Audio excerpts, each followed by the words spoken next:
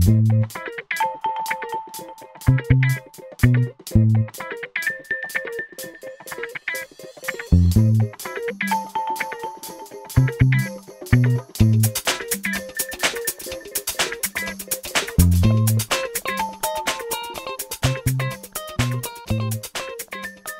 year across America, communities gather together to celebrate the National Hispanic Heritage Month, which is observed September 15 to October 15. According to U.S. Bureau, there are over 57 million Hispanics in the United States, or I would say about 17% of the country's population, based on the numbers of 2021.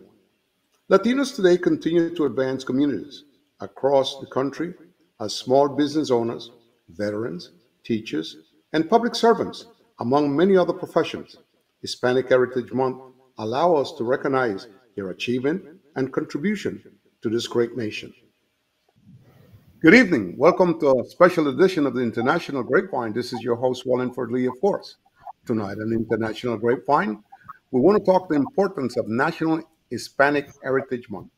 The importance of it, the impact that Latino have had in this nation, such as professors, doctors, lawyers, and the growth overall. Based on our investigation, there's over 58 million Latinos living in the United States of America, and they have made an impact. They have been to every war that this nation have had, from World War II all the way to the Vietnam War. And of course, they have contributed to the economy with the different companies that they have created. Tonight on the International Grapevine, it gives us a great deal of pleasure and, of course, satisfaction to have a special guest who happens to be Ms. Minerva Soya, Director of Cultures Affairs of NYSNA in New York. Ms. Minerva, welcome to our program. Indeed, it's a pleasure to have you as an original New Yorker. Welcome to our program. Thank you. Muchas gracias. Same to good. Now, glad to be here contigo. Definitely. Why is Hispanic Heritage Month so important to all of us? It is so important because don't forget that the observation about on the Hispanic Heritage Month started in 1968. And it was under President Lyndon Johnson. And then it was expanded by President Ronald Reagan in 1988. And it covered 30-day periods starting September 15 to October 15. And then it was enacted on August 17, 1988, on the approval of a public law. But why we celebrate Hispanic Heritage Month during that period? In fact, Latinos celebrate Latino culture all year round. But it was so important for them to designate in the USA Hispanic Heritage Month, as it officially became a state project, but it was also a response to decades of Latinos activists, particularly during the 1960s, who demanded recognition of their culture, of their history, and of their rights. So then it was signed a proposed legislation into law in 1968. And I just want to connect the culture with this important 30 days of our Hispanic Heritage Month, Latino Heritage Month, is even the Puerto Rican Day Parade. When Puerto Rican Day Parade was established here in New York City, and it was out of the response of Puerto Ricans wanting their culture, history, and rights to be recognized. And now the Puerto Rican Day Parade is a national Puerto Rican Day Parade. But you also go into culture with the bomba dancing, our African roots of Puerto Rico. That dance is our first dance. It wasn't salsa, but our first dance, and it was from resistance from resistance in Puerto Rico, going back all the way into, I believe, the 1800s. So culture is very important for us as Latinos, not just Puerto Ricans, but Latin American Latinos all over our country right now. So it's a connection as a result of our pride and who we are, to show and let people know also who we are, what we're about, what we eat, how we dance, and as a people, we're very beautiful people, and I believe the No question presidents about that. No question acknowledge about that. that. I think you describe it very, very well, very much so. Do you think that this celebration has made us all inclusive and more close? Because originally it was mostly Puerto Rican in this nation, but now we have Mexicans, we have people from Ecuador, El Salvador, and all over the place. Has this made us much closer as Latino as we continue to grow? Absolutely, because I'll just give you an example. In Long Island, they have Puerto Rican Day parades in different parts of New York. And in Long Island, there was a Puerto Rican Day parade where there was a lot of other different Latino groups, especially Mexicanos. And they joined with us, and they were in the parade, and they shared their culture. And Guatemala, Honduras, the same. So it wasn't just waving the Puerto Rican flag, it was waving all the Latino flags under one Latino, I would say Latino flag. So it brings us very much together. And I would even cross over to the African American Day Parade. When we're in the African Day American Parade, we go in with our bomba outfits, which are made from a Puerto Rican Caribbean Afro Boricua women, but we go in with the African American colors, Black history colors, and it unites all of us to Mother Africa, even in Harlem. That's good to know, and I think that's extremely important. I think the Puerto Ricans uh, started everything in terms of the growth of Latino, and they have done so much to help the other Latinos them that have came into this nation. And it's good to know that there is some amount of connection between the Afro American and the Latino, because the reality of the matter in most of Latin country, a lot of people don't know Latin America. There's a lot of black people that came from Latin country, and that makes it extremely interesting. And it's very important indeed to make that connection. So as a family, we can continue to grow and express our love for this nation and also from the country where they came from. Don't you agree? Absolutely. As a Puerto Rican, I'm a Latin from Manhattan, I always say. New York Rican, my folks are all from Puerto Rico. Juana Diaz, Villalba, Santurce. And my parents migrated here in, I guess it was 1946, and that was during the influx of Boricuas coming in to the U.S. But the story is that we grew up. I believe, I know that I was black first before I was Puerto Rican, because it was the Black and Puerto Rican young people coming together in order to resist the racism that we faced during those times. African American Black folks faced it together with the Boricuas, who, as you probably know, that we were called SPICs, SPICS. And our cultures, though, the African American culture and the Puerto Rican culture combined so well, because we had the same music, dancing, rhythms, beats, food, spice, and we had a common bond. But I believe the connection, not just the culture again, brought us together, but we stuck together in order to fight racism.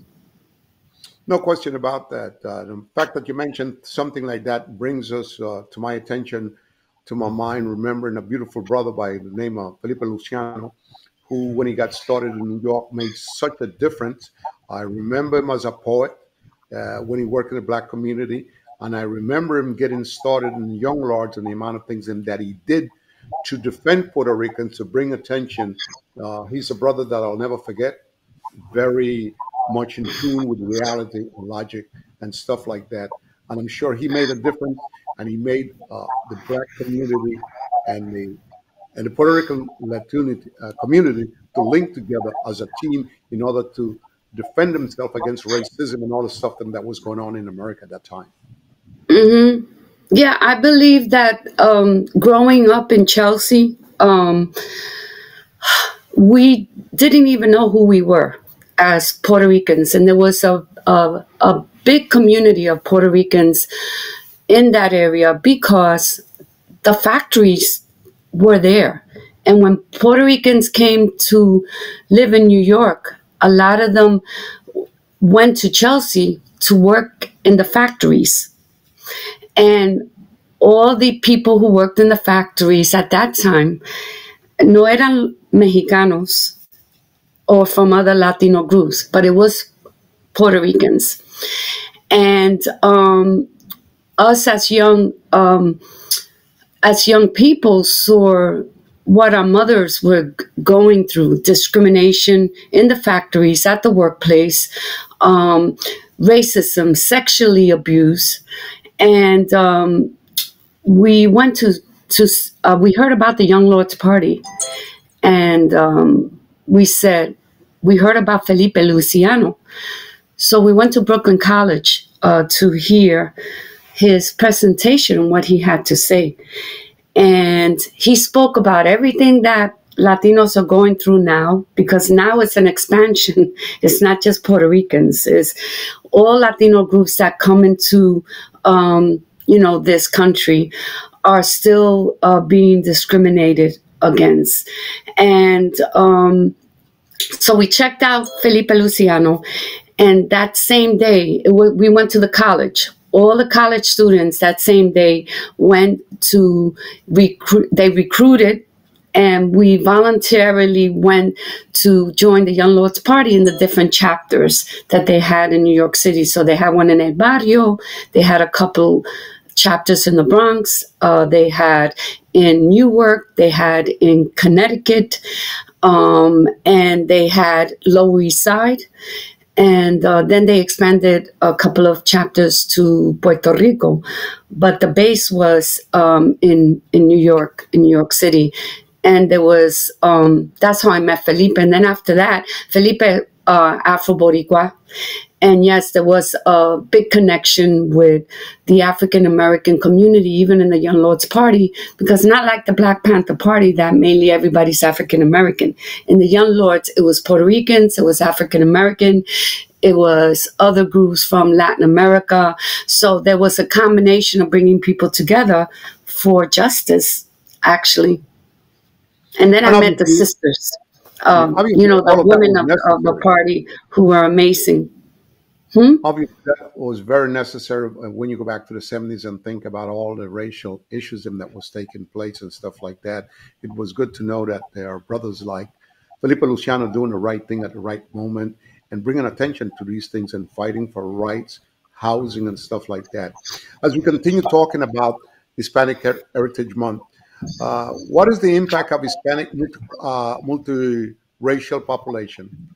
How has that been grown? And is it closer with Latinos now, with a bigger expansion of Latinos? Most everything was Puerto Rican back in the 60s and 50s. So I imagine now that is a bigger chain, it's a bigger growth, and there are things that a little bit much better than it used to be back in the 60s or 70s. Well, right now we know that the three largest Latino groups in the United States is Cuban Americans, Puerto Ricans, and Mexican Americans. Right now, that's the three largest. But the challenges in terms of what we faced in the 60s, I believe that is, we're still going through it in terms of the stigma, the language barriers, and the lack of benefits, insurances in terms of healthcare. Um, a lot of Latino families, family members may not seek the care or may not fully be fully forthcoming about immigrations related. It's stress is the status right now due to fear of deportation. So it's the different Latino groups that are coming in, like the inhumane treatment that now Venezuelans and other Latino groups from being sent from Florida. DeSantis sending people on buses and bringing them to Martha's Vineyard, and our Latino sisters and brothers are going through and their family, and they're using that as a political, I would say, joke, but a political tool to get the Republicans, I would have to say, on this issue on the border, right? So I know we have some gains, but it feels like we're going backwards.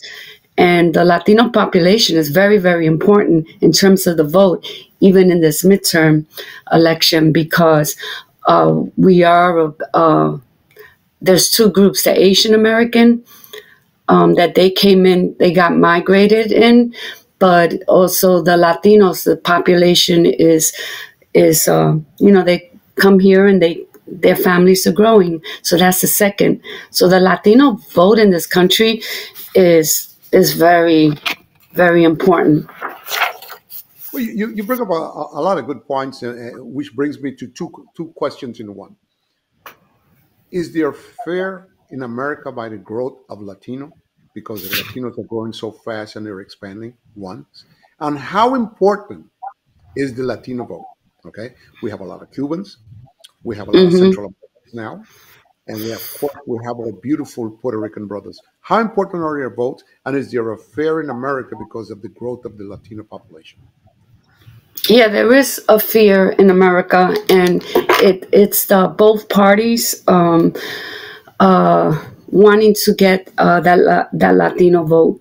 And right now, the midterm elections and the Latino voters are the nation's second largest group of eligible voters.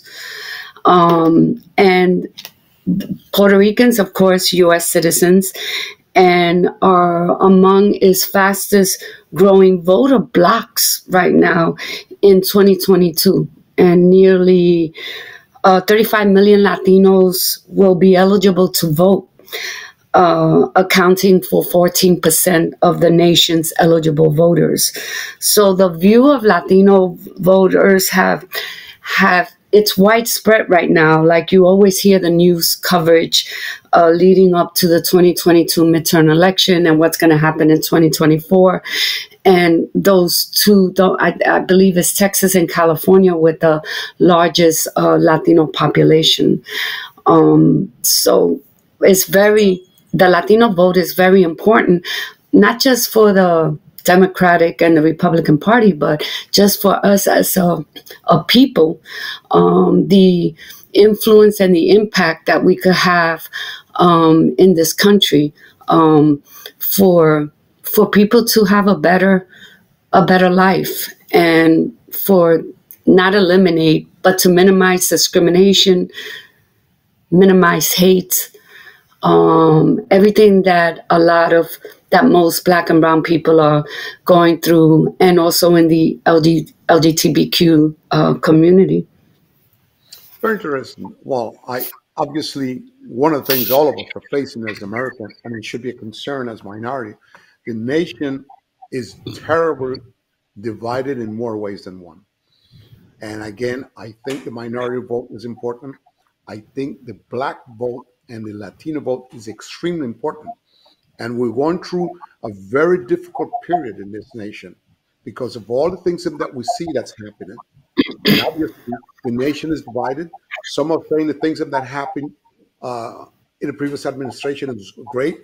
Some see it as not so good. And some are concerned about the Democratic Party in terms of holding their own and what have you. So, based on all those factors, where do you see things going, short term and long term, for Latinos? I think that the Latino vote, everybody is looking at that vote. But what you mentioned, you pointed out about the black vote and the Latino vote. With those two groups coming together, that will it will be a significant push in this country to direct the elected officials, because we are the people and they serve us, but we have to direct them to the things that are important to us, basic stuff. Our people, we're not looking to get rich or rich. We're looking for basic fundamentals, housing, our children, taking them on vacation, health insurance, very important, that most people, and poor white people as well, that it would help not just the black and brown people in this country, but it would also help, white people that are just also living one paycheck to another. And a lot of people do not have health insurance. So that's such a big issue. There's so many issues that we have around climate, health insurance, housing. But, when you look at all the homeless right now in our country and in so many different parts of all different states, when you go visit different states in our country, it's really should be, we should say this is unheard of. In this country, the richest country in the world, we should not be allowing human beings to be going through living in the street, not having food, not having health insurance, not having the proper education that they need for their children, not having childcare, not having jobs. So this right now, the country is going through a bad time. But if these groups come together, I would see, like in the future for my grandchildren, that it will be a better place. But it's only if people do come together and fight hate. Because right now, most people are loving people. What's winning in some parts of the country is hate. And that's unfortunate. And I think we could fight that hate with love, and it's basically bringing people together. You're right about what you're saying. There's a moment of hate. A lot is going on. All these kind of crazy situations. People attacking one another and carrying on. That's why I started by saying that the nation is terribly divided in more ways than one. And your comments make a lot of sense that we should come together as one nation, one people, and help one another.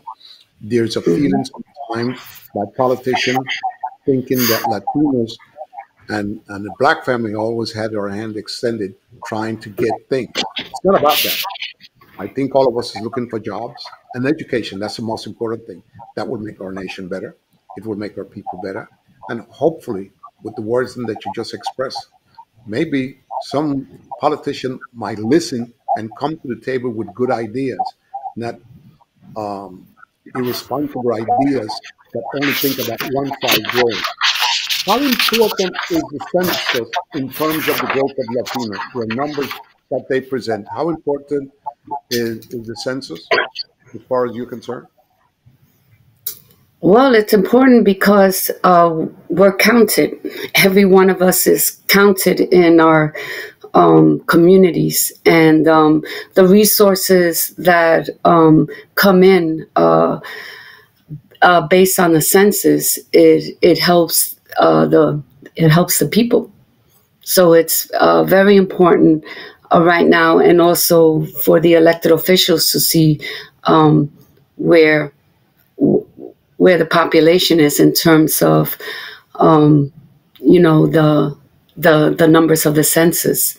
And there's a lot of Latinos. As we talk about a census, where's the largest component of Latinos? Is it in the West Side in California? Is it in the mid East? Is it in the East? Where's the largest It's population? Because we're growing a lot, obviously. it's in it's in California and it's in Texas. Okay, so those are the two largest population. So obviously, there's where the vote is extremely important when you're going to vote, to understand who's running, what does he or she bring to the table, how it's going to help your family, your children, how it's going to impact housing, how it's going to impact the job market, how it's going to impact how you grow as a human being, having the proper opportunities. Nobody's looking for handout. We're looking for growth like That's anyone right. else. So obviously those areas, it's important how they vote, who they choose, and how they look at the relationship as these politicians and how they view Latinos going forward. Yeah. Mm-hmm. Now, as you Mm-hmm. can talking about that, is Hispanic the largest racial ethnic group in California? I imagine that's the largest part, right, in California. It's Asian and Hispanic, but I believe Hispanic is the largest growing group right now. Yes. Well, there was a feeling that the Asian group had grown so much that they were larger than the Hispanic group, but I'm not sure if that's correct or not. I know the Asian group has really, truly grown and made their own impact in business here. Are they larger than us, the Latinos? I'm not sure. I think that those two groups are large in California, and it's mainly through migration, and the Latino growth is through um, um, just growing as a family, um, but it's not through migration. Oh, there used to be a big feeling that all Latinos was voting Democrat. I am not sure that that's the case based on the previous election and the behavior of everything that took place. Are most Latinos Democrats or Republicans, or it's hard to tell? There is most of the Latinos are Democrats, but there is a shift of a certain percentage Mhm. of Latinos going Republicans, What would and make a change you like that? constantly hear that on your MS on your different TV stations. Would you say that Latinos still continue to receive a lot of prejudice behavior when they seek jobs or seek housing, or that has changed a little bit? Has there been progress there? Um, if you go into like, it depends on the industry you go into.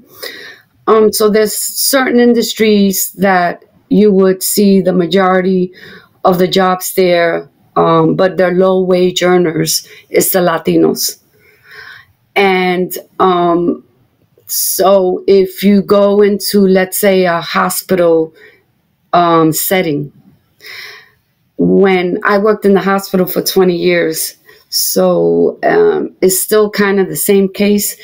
When you go into the hospital setting, all the housekeepers, they're Latinos. And the business office, mainly white. And there is Latinos that have the same skills. but the laundry workers are Latinos and Black, and it's divided in the workforce in that way. So that's the best example I could give as being a healthcare worker at a hospital. And again, it's the same. And there's all right. So when you go to a restaurant, it could be a pizzeria, it could be Italian restaurant. Who's cooking in the back? Latinos, mainly Mexicanos, right? When you go into that restaurant, maybe the hostess who greets you is a white person because that's the face that they want. But la gente que están cocinando and sweating is the people in the back, son los Latinos. So you see that often, and that's in New York City. You see it when you travel in different parts of the country. You see that. So I think that jobs could be better It goes in without terms saying, of obviously, that race. you're 100% right with what you say, because the truth of the matter, there are certain jobs that the other guys, them Anglo, are not going to do, and they're not interested. They're not going to work in a farm. They're not going to Right. work in a restaurant and stuff like that. So while there's a lot of racist behavior against some Latinos, the truth of the matter, there are certain jobs they won't do.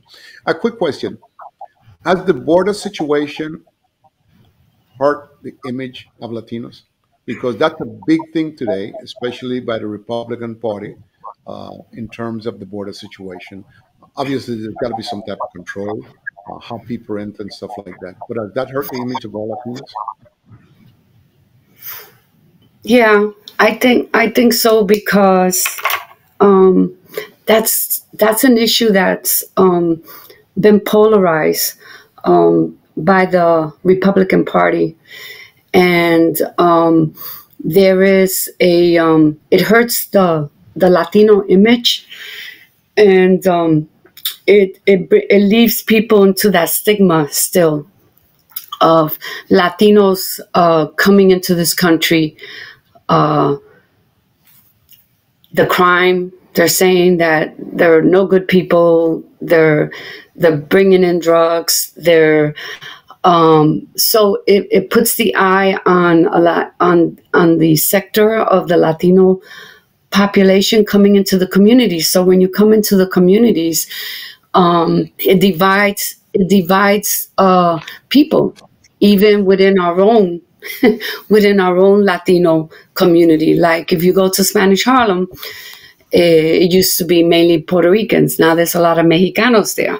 So sometimes within our own people, it's like, all these Mexicans coming in, this used to be Boricua, or this used to be, or the Asian community coming in. And it only benefits the party that is doing a lot of hateful stuff right now because it divides. And that saying is really true about divide and conquer. So the border right now, most of these the Ted Cruz and DeSantis and all these different Republicans that are putting in a lot of hate and using that for a political tool to get, I would say, like a white supremacist, for them to stir up their base on hate and say, this is white America, and we want you could rent here, but you can't own. So keep your place. This is your jobs. This is the limit to your education. This is no health insurance, and we control and we will dictate that. So it's not good right now. Obviously, it's not good. I couldn't agree with you more about your assessment of some of the guys that you mentioned who their behavior leave a lot to be desired, considering that they're running for politics and that they should be covering all of us, not part of one thing. Having said that, we've run out of time. We want to take this opportunity on behalf of the family of Grapevine to tell you thank you so much for being a special guest, for expressing your point of view, which were very strong and positive. And we thank you so much for being our guest and hope to have you back on our program later down the road. Again, thank you so much for being our guest. Thank you for having me. And again, this is Wallingford Lee saying thank you so much for watching our program. Obviously, it was a very important program talking about Latino heritage and the different things in that Latino and minorities are experiencing today in this nation. We hope to see you next week at the same time, at the same place, where you'll have the opportunity to see more important things that International Grapevine bring to our audience. Thank you for watching our program. Good night.